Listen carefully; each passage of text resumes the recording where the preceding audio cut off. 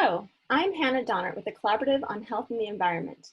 CHE enjoys bringing you the latest environmental health science through our partnerships, calls, webinars, science serves, publications, and social media. I would like to welcome everyone to today's CHE EDC Strategies Partnership webinar, which is titled Silicone Wristbands, Novel Approaches to Assess Personal Chemical Exposure. Our moderator today is Cheryl Patton, Director of Commonwealth's Biomonitoring Resource Center. We will leave time following the presentation for a brief Q&A session. You may type in questions to the Q&A feature available on the menu bar at the top of your window at any point during the presentation. After the presentation, our moderator will read out questions for our speaker to respond to. We will get to as many comments and questions as we can during the Q&A period. For those of you who call in on the phone, we have posted slides to accompany today's webinar on our website. You can download these by going to healthandenvironment.org. Please scroll to the bottom of the page and select today's webinar. On the webinar page is a link to the slides. Everyone on the webinar right now is muted with the exception of our moderator and our speaker. This webinar is scheduled to last for 30 minutes and is being recorded for our call and webinar archive. With that, I'll turn things over to you, Cheryl. Okay, thanks a lot, Hannah. Gives me real pleasure to introduce Dr. Anderson to our call participants today. I've really been looking forward to this webinar, and I think you all have too. I'm going to keep the introduction really short so we have plenty of time for her presentation, which is information rich, and the Q&A to follow that. Dr. Kim Anderson is a professor in the Department of Environmental and Molecular Toxicology at Oregon State University, where she also directs the Food Safety and Environmental Stewardship Program. She's been a member of the Gulf Research Program Advisory Council for the National Academy of Sciences and has over 30 years of experience building analytical capacity in the US and Africa. Dr. Anderson is interested, like most of us on the call, I believe, in developing a better understanding of connections between chemical exposures, interventions, and health outcomes. Concerning today's topic, Dr. Anderson has been developing personal silicone wristbands sampler technology since 2008 for measuring chemical exposures in the human body, and she'll be telling us more about her research in today's webinar. Go ahead, Dr. Anderson. Thank you. Really appreciate the invitation from you all, and thank you, Hannah and Charles, for the lovely introduction and also helping me for getting my slides ready for a presentation this morning. There's a lot of background work and everything that goes into making these things seamless, and so very much appreciate all the work that goes on and the invitation to speak to you all today about chemical exposures. So a little bit more, I guess, about my background is I am an environmental chemist, and I came through the process of understanding, trying to understand individuals' exposures by the route of understanding exposures and chemicals in our environment. And so it's been a long passion of mine. I actually, a few years back, my mom passed away, and I was going through some of her things. She actually had pictures that I had taken when I was about 13 years old, and I had actually taken pictures of pipes pushing chemicals out into our little, what was called Sandy Creek. And so I thought, oh, I didn't realize it, and I'd sort of forgotten all about that. I had apparently a lifelong passion of worrying about chemicals in our environment. So today I'd like to share with you some of the things that we've developed on a personal exposure level, but just wanted to give you a sense of that. So in fact, because I came from the environmental chemistry world, I've worked with different kinds of techniques to understand what the chemicals are in the environment, and these are usually stationary monitors. And it became very clear that trying to extrapolate stationary monitors may in fact be a really poor estimate of our personal chemical exposure. So I work with a lot of folks in public health, and they kept asking, well, can't we figure out a way to make some kind of chemical device, chemical absorbing device that we could actually put on people? And because of this worry of how well does the stationary monitor actually measure the chemicals that we are exposed to. So in fact, if we, in the state of Oregon, we only have a few air monitors, let alone other types of monitors, and most of them actually are not running 365 days. So we have several million people, and the estimate of their exposures are obviously very difficult in a large state like Oregon, where we only have 1 or 2 measures. Combine this with a fairly recent article in The Lancet that really put into context for me, and we could discuss the merits and cautions and caveats of how they did this calculation, but it certainly is very sobering to read this article and see that if we look at the number of deaths that are attributed to pollution, you know, in one metric, it's 3 times the number of deaths from AIDS, tuberculosis, and malaria combined. And I found that a very sobering number, granted very difficult to come about, but regardless, just thinking about numbers like that are very sobering. So trying to understand our exposures to chemicals is very important. So this is what we've been working on for about the last 15 years, and actually came up with a device to do that. So we have you know, I'm just sort of showing you sort of life in Oregon, where we have exposures at home, we have exposures to and from where we travel to work, we may have exposures where we work, we have exposures in our recreational life. And to try to put one stationary monitor to all of that obviously is not going to work, or would take an awful lot of stationary monitors. And maybe the better metric would be to, in fact, put monitors on people. And how can we do that in a cost-effective way? And that's where we actually, some years ago, developed the Silicone Wristband. And we published that work, and it's gotten a little bit of traction. And so I'd like to tell you a little bit about how we developed it and what things we've done so far, and where there's some possibilities. So your exposures, of course, are important. And also with any technology, it's only fit for purpose. And so it's important to understand its attributes, its limitations. And so one of the things that I worked on when I was in the environment, I still have a large component of my research that still does environmental work. And what we're really focused on in my research is to look at what's in the environment that's bioavailable, and to try to make technologies that pull out of the environment that bioavailable fraction. If it's not bioavailable, then of course, if we have to remediate or something, we want to really know that bioavailable fraction, because we want to know the amount, you know, if we're comparing 2 sites, one is very bioavailable for a contaminant and the other is not. Obviously, we want to work on the one that's bioavailable because it presents a larger risk. And ways in which we do that are to develop polymers. And you can think of all the different kinds of polymers. There's carbon-based polymers and silicone-based polymers.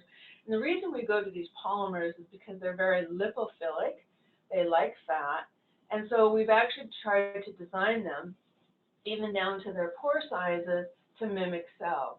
And so we call these, generically, the ones we use in the environment and the silicone wristbands, we call them passive sampling devices. You may have heard of those.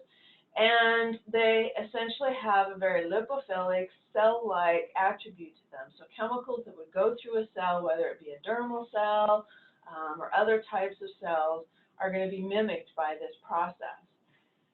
In addition, we wanted to develop a device that people could wear and that they could actually wear it doing all their activities. So on the previous slide, I show you, where we're getting ready for work, or we're going to work, or we're with friends, we're at work, at home, doing recreational activities. We really wanted a device to capture all of your exposures, which means you have to be able to wear it comfortably doing all activities.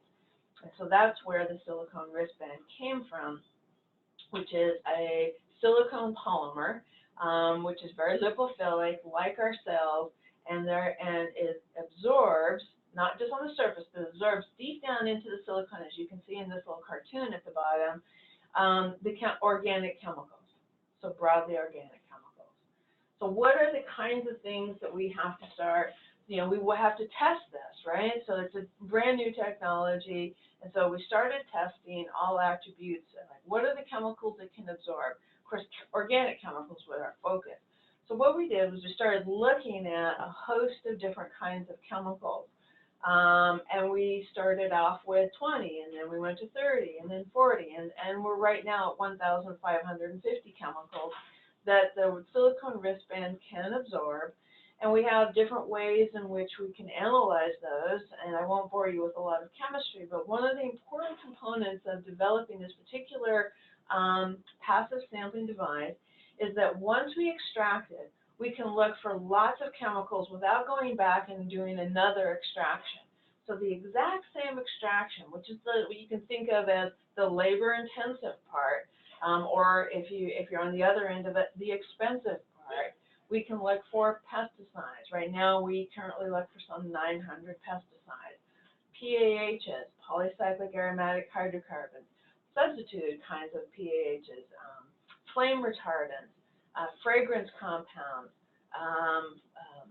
a host of other kinds of chemicals. You can imagine with 1,550, it's a long list. And so we develop these methods so that we can look for all of these different chemicals from one extract. And we can look for a solvent extraction method, or we can look at thermal extraction when we're looking for really very volatile organic chemicals. So another part of developing new technology, in addition to, well, what are the bounds, again, fit for purpose, what are the bounds of the chemicals? And right now we know of 1,550 that the technology works. So how do we get it to our participants? Do we need to keep it on ice?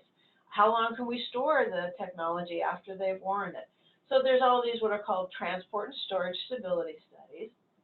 And we've done this for, at this point, hundreds. This particular paper looked at 148 different chemicals.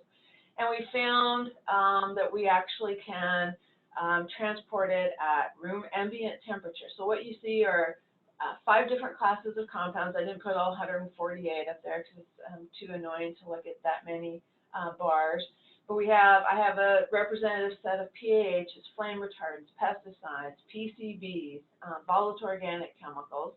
And then we looked at them at 3 different temperatures over days, weeks, and months. And now we have subsequently taken this out to 2 years.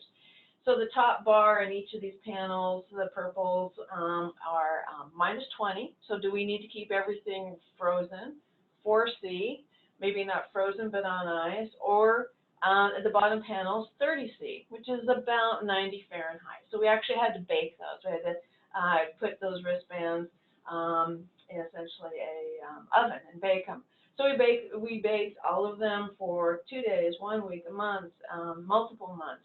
And as you can see, with 102% overall recovery of all our semi-volatiles, and you can see that everything worked, whether it's frozen at 4C or plus 30C, until we get down to the blue panel, and that you see that I've picked actually the 4 worst ones to display, and so that we're very transparent, is if you bake for 1 month, your volatile organic compounds, some of them dissipate from the wristband.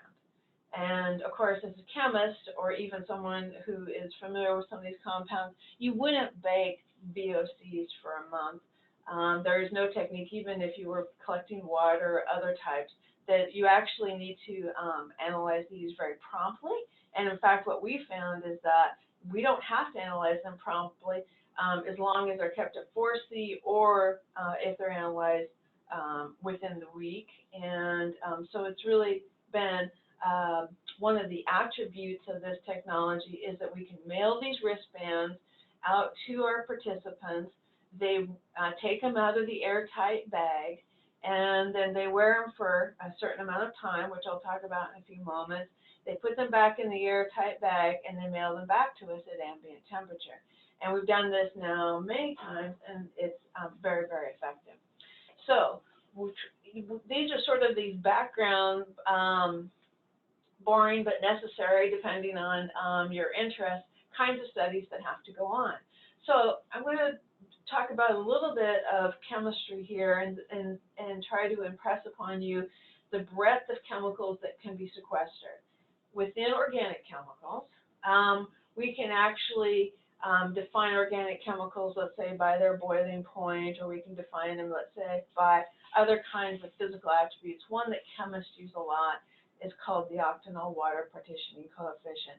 This is because this is a measure for us of how likely a chemical is to go into an organism, because octanol is sort of a fish or a human. So the propensity to be bioavailable is also captured in this physical chemical property. We have captured a wide range of chemicals from log KOW -7 to 9.5 to give you a sense of the breadth of chemicals, the organic world. That range would be more than the range of temperatures, let's say, from water freezing to the center of the sun. So that temperature range is less than the actual breadth of chemicals based on their octanol water partitioning that we can capture.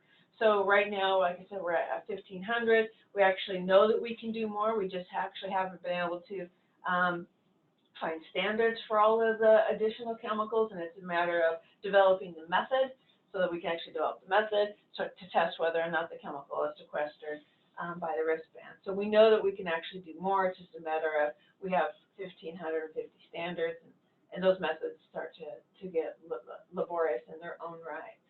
Okay, so that's a few moments on the background of wristbands, and I have websites and frequently asked questions on the website. But I'd like to now switch and talk a little bit about a few ongoing studies.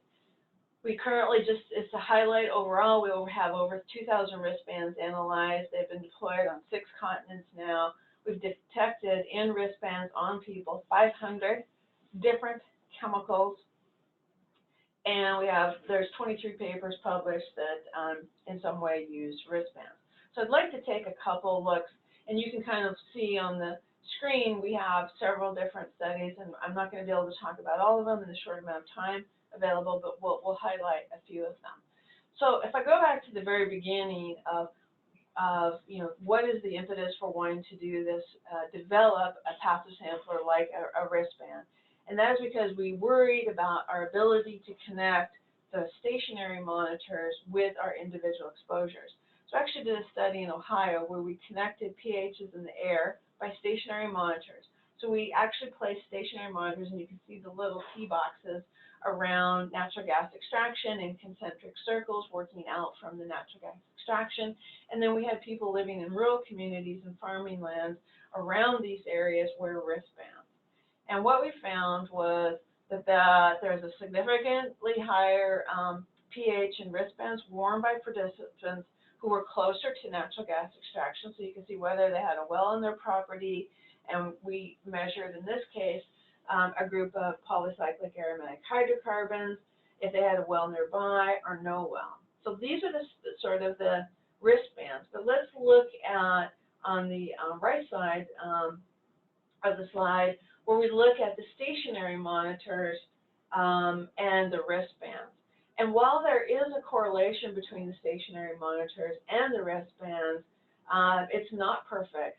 And in fact, we see that in some cases we're overestimating exposure, which of course increases uncertainty and is not something that we strive for, or we underestimate exposure, which is equally bad, and that we're not capturing all of their exposures.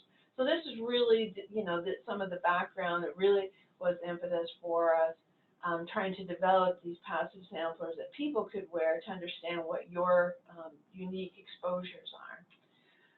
Another study we did with Carrie Donald and a host of other folks listed here that's currently published was we went to Africa. We actually have worked with this African community for 10 years prior to this, working with pesticides and helping the community understand the role of pesticides and their use and associated safety issues and so forth. We actually have helped develop a laboratory in this community or adjacent community. And so they've actually known, and we do exchanges. So I've sent people there. They've had people come in and do internships in my laboratory. So they were well of the wristbands, even though they hadn't been published yet. They knew we were working on them, and they kept asking, we really want to wear the wristbands. And so one of the early studies very small, acknowledging the limitations of sample size, was that we went into a community that we had worked in. Mahfouz is sitting in the chair with the papers in his hands, and we worked with him for many years. And he went into a community that we've worked with, and we put 35 wristbands on folks. So this is a small community, as you can kind of see from the picture. And we were given 2 wristbands to wear for 2 separate periods for up to 5 days. And of course, there was all kinds of additional survey material and questionnaires taken during the process. This is obviously part of a very large study that we've been working with the community. What was really the important take home for you know, in this context for you all to think about? We looked for 75 pesticides. I've only pulled a few out here. But what we found was, in this very small, tight-knit community, 35 individuals, as you can see, no 2 were alike. No 2 were alike. That was really striking. I mean, we thought we have multiple people even in the same home. No 2 people were alike. So I guess I was like, okay, we're all different. Viva the difference. So interesting. It was a surprise, though, early on, no 2 people alike. The very reason why, if we stuck one air sampler up in the middle of the community and then tried to extrapolate to all 35 people, at best we would have gotten one person right, but not the other 34. So it really sort of emphasized, again, the need for these personal, understanding our personal exposure. They wore 2 wristbands, one for 1 week, and then they gave it back to us, and then they wore another one for the next week. And what was equally interesting is that each individual who wore a wristband, and then they wore the second one, neither the number of positives detected nor the concentration of the individual's pesticides sequestered in the wristbands were different between the 2 periods. This was even more shocking to me because I was like, no, that can't be right. You know, it's 2 different weeks. They must have had different exposures. Carrie, go back and redo those numbers. Check. I mean, I sent her back to her office 3 times, and we just kept looking. No, it's real. And then we started thinking about it, and I started thinking about my own life. I will share with you. I do the same thing every week, pretty much. Monday I get up, make some breakfast, put some coffee in my thermos, come to work, hang out in the lab, in my office, go home, walk the dogs, make some dinner, maybe work out in the garden if it's in the summer, and then, maybe do a load of laundry, and then that's it for me. But I started thinking, that's pretty much the same every day, every weekday. And I'm not that different. So it was self-consistent. They did the same thing. Even though each one of them, all 35 of them were different, they were doing pretty much the same thing. That's very interesting. I guess social scientists probably know this, but I found it very interesting. The other thing that gave me a lot of confidence is if we have someone wear it for a week, that might be pretty representative, at least of that season. I might not have to have them wear a wristband, 365 days a year, although we could do that. Some other things that I think that might be of interest to you. Lots of quality control goes into this. Again, we analyzed, I guess at this point, 60-some pesticides. 26 were detected, at least 1 wristband. And wristbands had anywhere from 2 to 10. In the questionnaire, all pesticides reported by the participants were found. Here's the biggie, another biggie. 19 pesticides, 19 different pesticides were detected in wristbands, but were not reported on their questionnaires. This is one of the things we worry about in this particular community and in parts of Africa in general, is that there are a lot of pesticides that are shared through kiosks that no longer have their entire labels on them, and so that people don't actually know what pesticides they're using, or potentially historical pesticides that they're sharing. So 19, remember we only detected 26 different pesticides, and 19 of those were detected beyond what those were reported. So ultimately, our goal as toxicology, environmental toxicology, and public health is, of course, to understand chemical exposures and the adverse health. It's not enough to just say, here is the chemical exposures, right? We want the brass ring. How are those chemical exposures tied to health? That's what we're really interested in. And there's a lot of question marks how chemicals might impact DNA damage or methylation and how that translates into mutation, tumor, cancer. So really what we're trying to look at is understanding those exposures as it relates to actually a adverse health effect. And of course, there's various things, whether it be interventions and regulations and policies, that would be part of that larger picture. So we really want to try to understand not just the exposures, but do the exposures that we can measure with that bioavailable measure, which we have some good information from my environmental side that we're measuring what's bioavailable, but can we now attach that to an adverse health effect, or that we know that that's an actual body burden that we're measuring in the wristband. So we have a very small study that we did with my colleagues in Wake Forest, where we looked at hair follicles and the number of DNA damage through hair follicles, and we had the children wear wristbands. And what we found was that there was a significant association found between the number of pesticides in the wristband and DNA damage in hair follicles. What we also found in this study was that kids are really happy to wear the wristband, and they're not so happy to provide a hair follicle. In fact, we have to have some cells on the hair follicle, so it has to be a good pull. And we had, of course, I didn't realize, because this is clearly a collaboration, so it was not something that I had ever done with children, was to collect hair follicles. And in fact, we had a lot of children opt out, and so the numbers are quite low. But interesting, because that is one of those, is this a biological effect, what we're measuring? If we measure something in the environment, but it never gets into the organism, that's not as helpful. And so we went through this process in the environment, and now we're trying to go through this process in the human side, is we want to measure bioavailable fraction in the wristband, or however you want to configure it. We have lapels and we have dog tags versions of this. And we want to reflect what actually gets in the body. So this was a hint that maybe we might be onto something.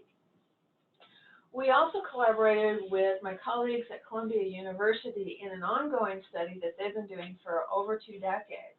They have had a cohort of pregnant women wear backpacks that measure with battery-operated air sampling that pulls air across a puff of polyurethane foam and filters, so they get both volatile organics and PM2.5.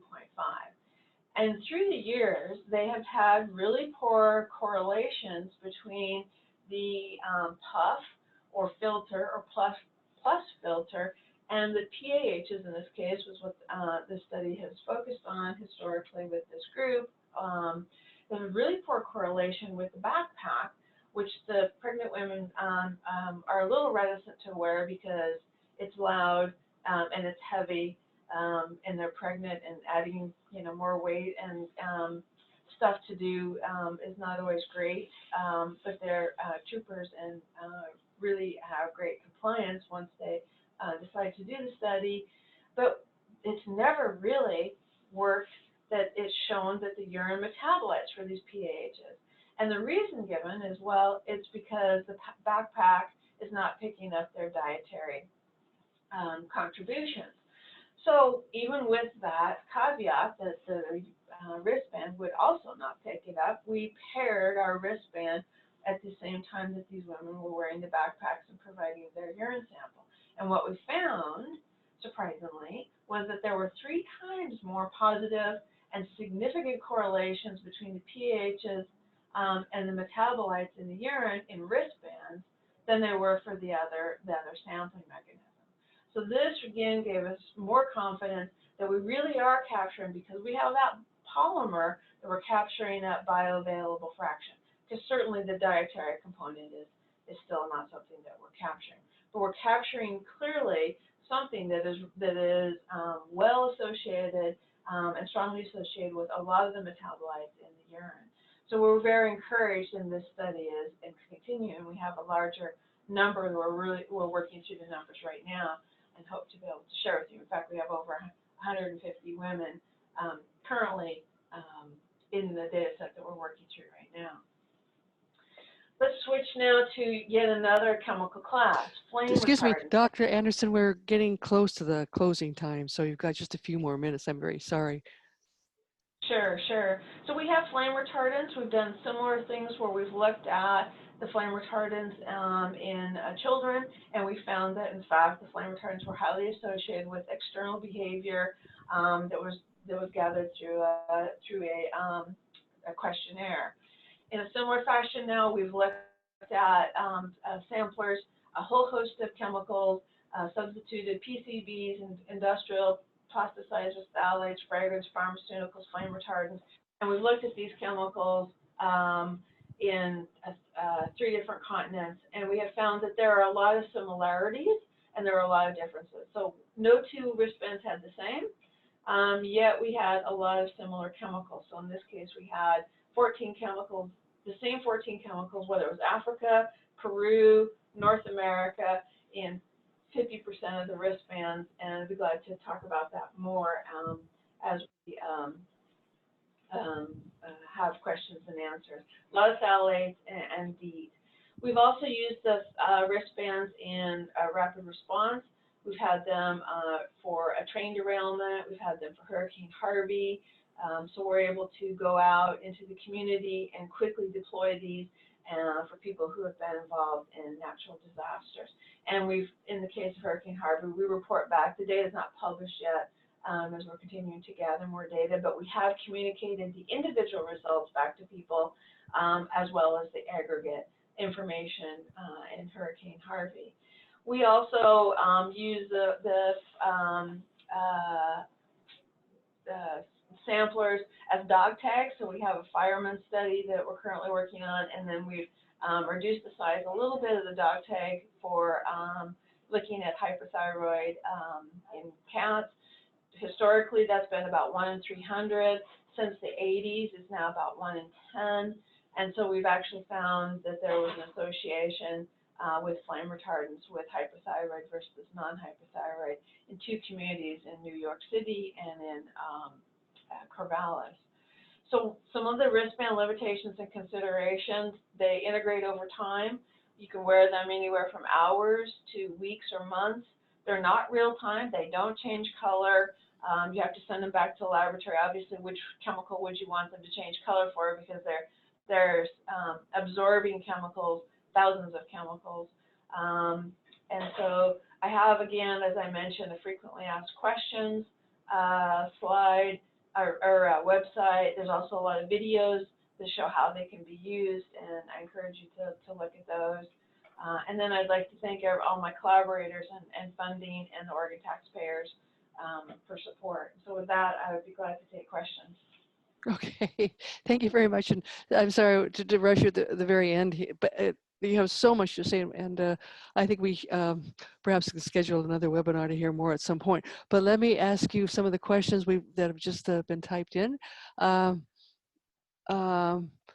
First of all, have you done any studies to see if wristband exposures levels correlate with blood levels of these chemicals? I suppose the serum levels.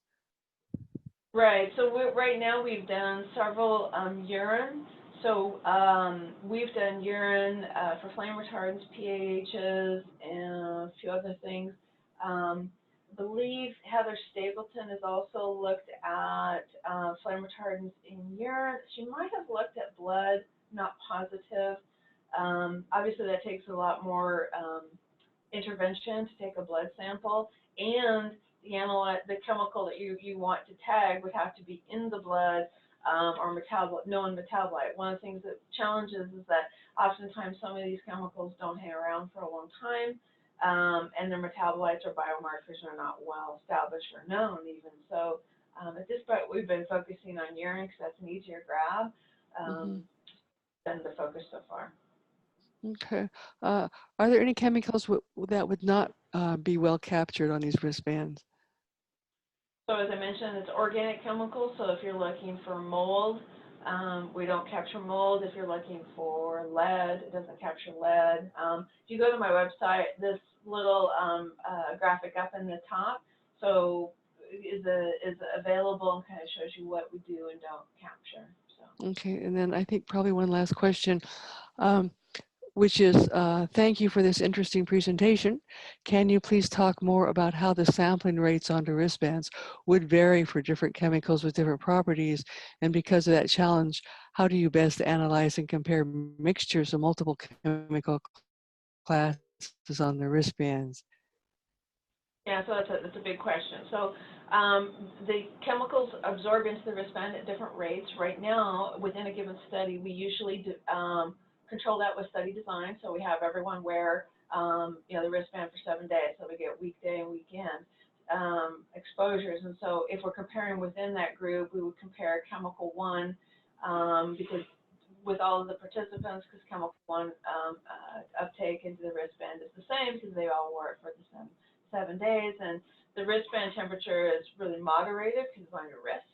And so we see that even if one person was in a very cold climate, another person was in a very hot climate, really it's very moderated by the temperature of the body on the wrist. If you're looking to compare chemical 1 to chemical 2, you really can't do that unless you use what are called performance reference compounds. These are internal surrogates that we add to the wristband in order to delineate that very thing. And so you have to use what are called they're like internal surrogates. And so the internal surrogates are added to the wristband, and that's how we then essentially normalize everything relative to the internal surrogates for the different uptake rates. Okay, thank you very much for that answer. And we are out of time here. I know I have many questions I'd like to ask you, but I think that Hannah will tell us how you might be able to, if you're willing, respond to some of the questions we haven't been able to read out on the air for you. But thank you so much for your presentation. I think we've all learned a lot, and we'll looking forward to future research and future information for you about the success of using this very innovative and very important new technology. Hannah, I'm going to turn it now over to you to formally close the call and make your announcements, please. Great, thank you, Cheryl, and thank you, Dr. Anderson. So we are approaching the end of our webinar today. A video recording of this webinar will be available on the CHE website soon. Tomorrow, you will receive an email containing a link to the recording. CHE's next webinar will take place tomorrow, June 20th at 12 p.m. Eastern Time, and is titled Innovative Methodological Approaches to Study Replacement Chemicals' Effects on Health, Flame Retardants and Bisphenol S. CHE will also be hosting its final webinar the month next Tuesday, June 25th, and will feature Dr. Birgit Gook discussing her research on silicone and food contact materials. To learn more about these webinars and to RSVP, please visit our website at healthandenvironment.org. If you are new to CHE and would like to stay updated about upcoming events and more, please sign up to receive our newsletter by selecting the Join Us tab at the top of any page on our website. Additionally, if you appreciate these CHE partnership webinars, bringing you the latest environmental health research for free, we encourage you to support CHE's ongoing work for making a tax-deductible donation via our secure website. Again, our website is healthandenvironment.org. With that, I would like to thank you again, Dr. Anderson, for taking the time to talk with us today, and Cheryl for your excellent moderation. Thank you both for joining us and for everybody.